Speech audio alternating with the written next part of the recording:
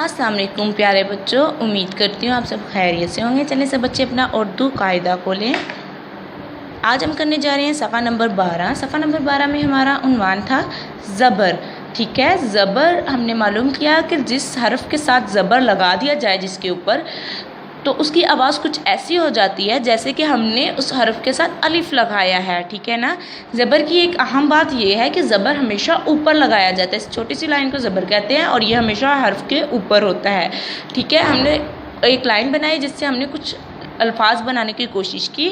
अब हम दूसरी लाइन की तरफ चलते हैं और दूसरी लाइन को पढ़ेंगे आज। ठीक है, सब बच्चे मेरे साथ मिलकर पढ़े क्योंकि आपको इनकी आवाज़ें आती हैं हरूफ तहज्जी की, तो मुझे उम्मीद है आप इसको बहुत अच्छे से पढ़ सकते हो। त की छोटी शक्ल, क्योंकि इसके ऊपर दो नुक्ते हैं तो हम इसको बोलेंगे त ज़बर ब, तब। त ज़बर ब तब, त ज़बर ब तब। प ज़बर त पत, प ज़बर त पत, प ज़बर त पत। म की आधी शक्ल, म ज़बर त मत, म ज़बर त मत, म ज़बर त मत। काफ की आधी शक्ल,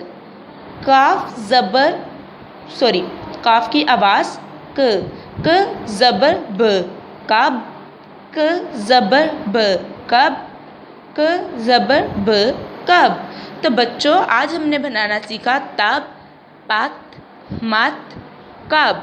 ठीक है ना। तब, पत, मत, कब। तो आपने इन अल्फाज को अच्छे से याद करना है, इनकी पढ़ाई करनी है 2 से 3 दफ़ा और आपने इसको अपने रफ रजिस्टर पर लिखना है। ठीक है ना, इसको लिखने की कोशिश करनी है और ज़बर की पहचान करनी है। तो ठीक है बच्चों, अल्लाह हाफिज़।